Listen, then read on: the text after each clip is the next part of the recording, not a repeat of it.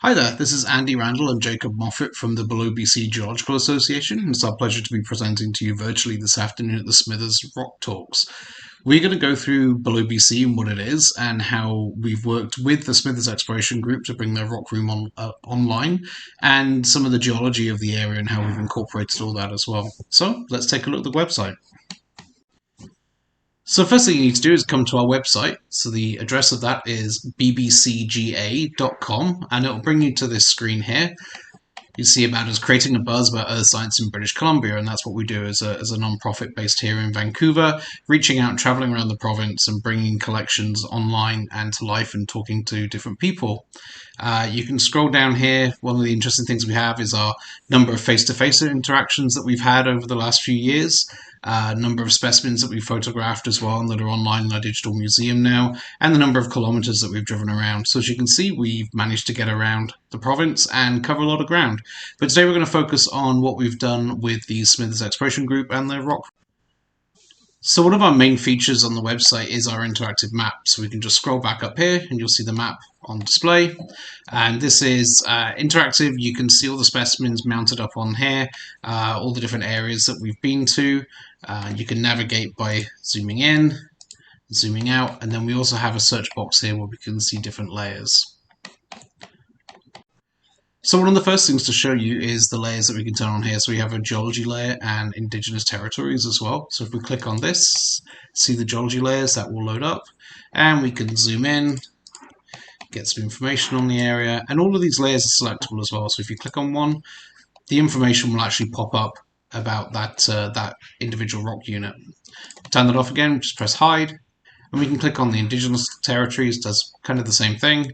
Again, click on the layer and it will tell you which First Nations territories areas that you're in. And obviously we want to respect and acknowledge the lands that the specimens were collected from. Okay, so let's hide this layer for now, and we'll be able to show you how we can select different collections. So if we click on this drop down here, you can see these are all the different people that we've worked with, different groups that we've worked with over the years. So you can scroll down here to Smithers Exploration Group. If you click on that, what it'll actually do is it'll remove all the other samples from the map and just show ones that are from the rock room collection. You can see we've still got a pretty good spread across British Columbia here. Okay, so now you know how to search by the group. What we can do is just take that off and we'll look at these other categories we have here. So let me just deselect them for now and we'll go through them. So we have ones where there's just mineral specimens, rock specimens, ore specimens from mines and those kind of areas. Any fossils that we have in the collection as well. We also have an artifact one, which admittedly isn't that populated right now. And then we have high-resolution imagery where we use our gigapan cameras and other technology to take really good photos of outdoor outcrops. So let's take a look at the different kind of ores that we would see. So click on ores, we have this here, 6 in this area. If you click on these triangles, it'll actually zoom in for you and open up a little bit more. You can see here there's 3 in this area. So what you can see here, these 3 rocks, if we click on these little buttons, it'll move you through the different varieties there. And then to go and see more, do exactly that. Click on the see more button and it'll open up a new window and you'll see some information here and the actual 360 image as well. Okay, so for the 360 images, they're interactive. So you can click on it, drag it around with your mouse, and that will move the rock specimen around. You can also use this slider to zoom in. And again, the image will resolve depending on how fast your internet connection is. You can use this to scan through one frame at a time. And you'll also see these hotspots here. So if we click on this, give it a second to load, and you'll see a much more close-up detailed image of the rock itself. Now, some of these we have additional information on. Some of them are just the images themselves. The other thing you can do as well is hit this expand button and it will go to a full screen where you can still have the mobility, and to come out of that we just hit escape and that'll take us back to the main page. And just while we're here as well, some of you may have seen us with our rig at previous shows, but if you're not familiar with it, we can just pop up this image. And you can see this is the rig that we use. We can go into different museums and locations. It's all mobile. We've got our light tent here that has a rotating table in the middle, the computer that controls the camera and takes all the imagery, which then Jacob's here stitching it together. So we've been able to take this onto many different sites, work sites, museums, libraries, into people's living rooms and basements to be able to collect all these different rock samples that you see on the site now. Okay, so just I'll get rid of that image. The other thing on the specimen page as well, so we have these specimen summaries. So this is information that's been provided to us by the client that we've been working with, or the group such as Smithers, or if we've been able to pull some more information on the rocks. We also acknowledge the First Nations here, so this is a really good way of referencing and finding out the different nation areas that you're in.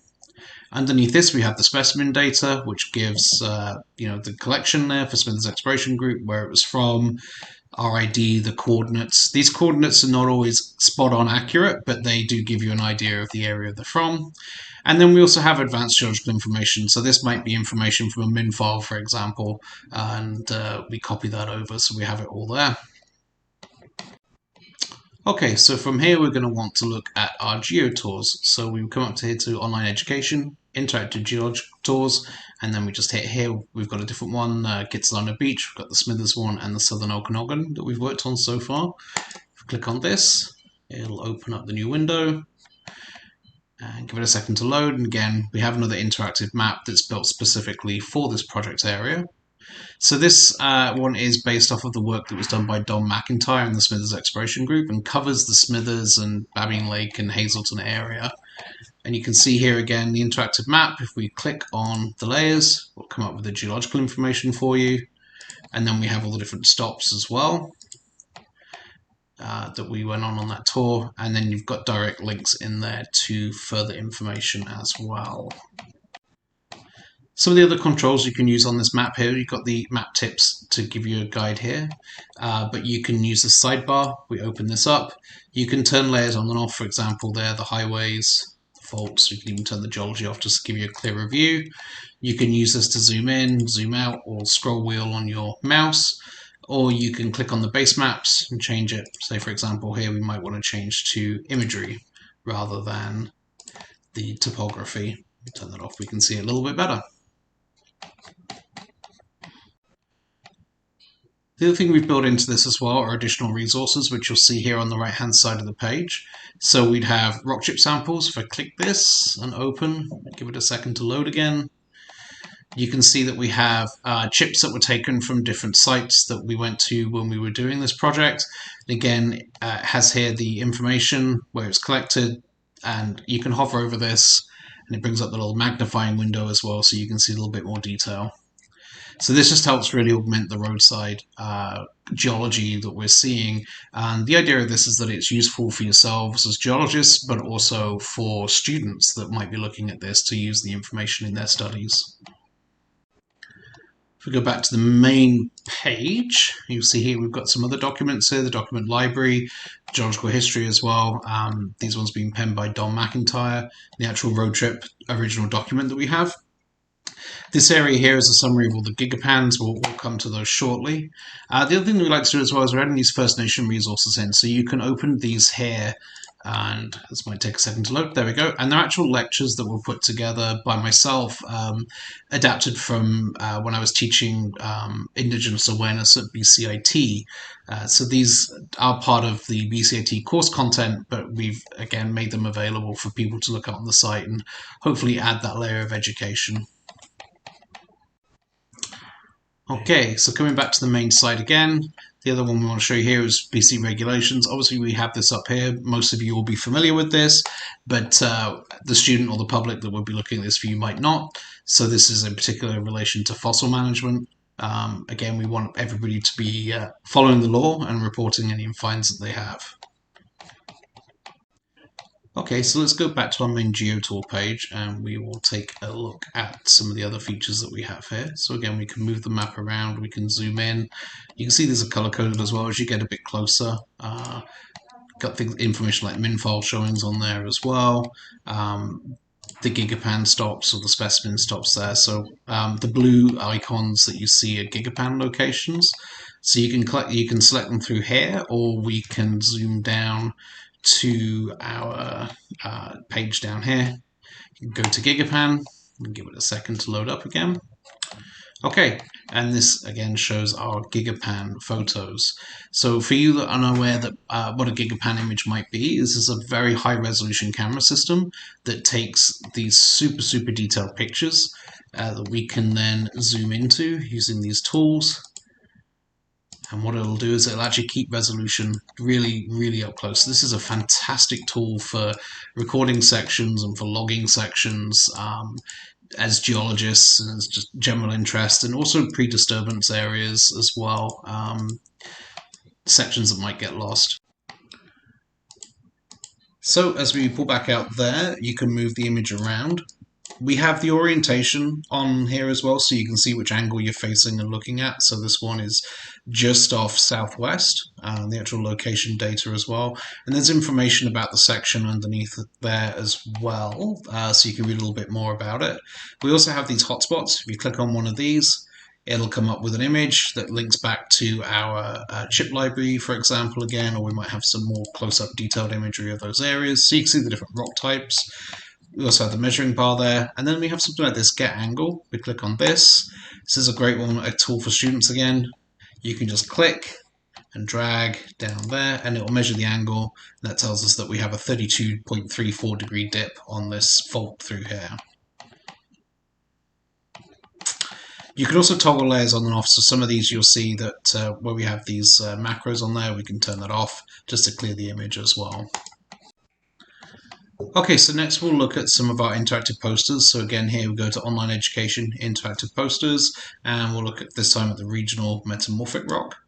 So these are, you've probably seen these posters around. Smith's Exploration Group and Tom Richards have put these together, and they've normally laying out on a table and they've got the rock specimens on them. What we wanted to do was be able to create those in the interactive space here. So again, this is the regional metamorphic rock. It shows the different fascies coming through, and you can hover over the different images here that will give you that little bit of extra information. Some of these as well, if you get the hand symbol over them, you can click on them, and that'll bring up a 360 this from the rock specimens. And again, as we went through earlier, you can rotate these, you can come in, click the macros, and study them a little bit more. Okay, so when you finish playing with the rocks, we can just go back to the poster page again. And again, a little bit more information at the bottom here about the posters and also the page sponsors. Again, like we can't do this by ourselves. It takes a group effort. So for example, this is obviously Smith's Exploration Group, and we've had the Centre for Training Excellence in Mining, CTEM, and Geoscience BC funding that's helped us with these projects. So that concludes our quick look around the BelowBC website. We hope you've enjoyed this, and as I say, we encourage everybody to go online and have a look and have a play with this. The address again is bbcga.com. You can also follow us on Facebook and Twitter and Instagram, or you can get in touch with us as well through the website. We're happy to answer your questions, and we look forward to meeting you and working with you in the future. Thank you.